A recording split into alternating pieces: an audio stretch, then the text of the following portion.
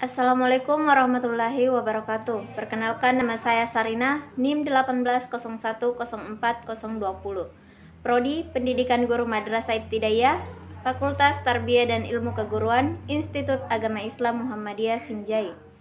Nah, jadi dalam video kali ini saya akan membahas tentang model-model pengembangan kurikulum. Model-model pengembangan kurikulum.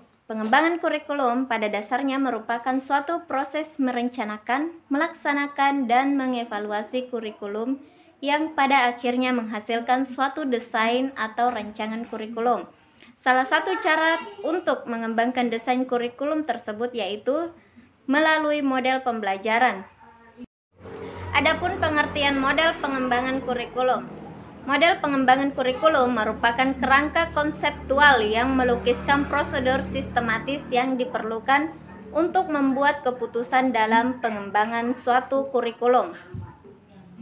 Nah, sudah banyak ahli pendidikan dan kurikulum di berbagai belahan negara maju melakukan kajian atau studi yang melahirkan berbagai model pengembangan kurikulum.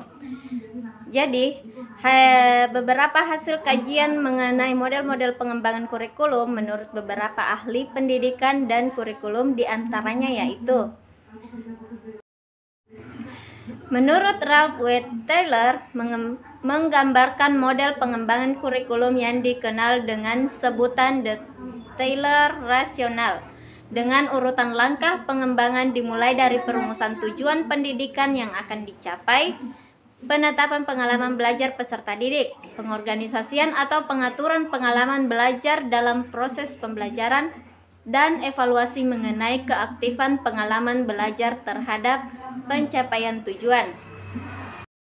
Selanjutnya yaitu menurut George Beukam memformulasikan 5 langkah pengambilan keputusan dalam pengembangan kurikulum yang dimulai dari lokasi yang akan dijadikan tempat uji coba untuk mengembangkan kurikulum, menentukan pihak-pihak yang akan dilibatkan dalam mengembangkan kurikulum, menentukan organisasi dan prosedur pengembangan kurikulum, mengimplementasikan kurikulum, dan diakhiri dengan mengevaluasi kurikulum setelah semua kebutuhan untuk kepentingan implementasi kurikulum sudah terpenuhi dan sudah dapat dilaksanakan.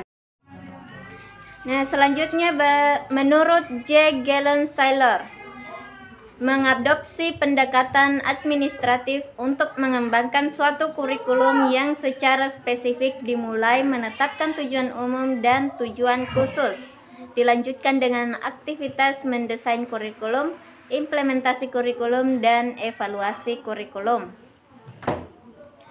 Selanjutnya itu menurut Hilda Taba menggunakan pendekatan induktif dalam pengembangan kurikulum yang merupakan urutan logis dalam langkah dimulai dari mengidentifikasi sejumlah kebutuhan yang akan dibentuk rencana suatu unit kurikulum, dilanjutkan dengan merumuskan tujuan khusus, memilih konten kurikulum, mengorganisasikan konten kurikulum, memilih pengalaman belajar, mengorganisasikan pengalaman belajar, melakukan evaluasi untuk menentukan apakah tujuan khusus telah tercapai, mendiagnosis rencana kurikulum dan menilai perubahan perilaku peserta didik, dan diakhiri dengan melakukan pengecekan terhadap keseimbangan dan urutan isi kurikulum.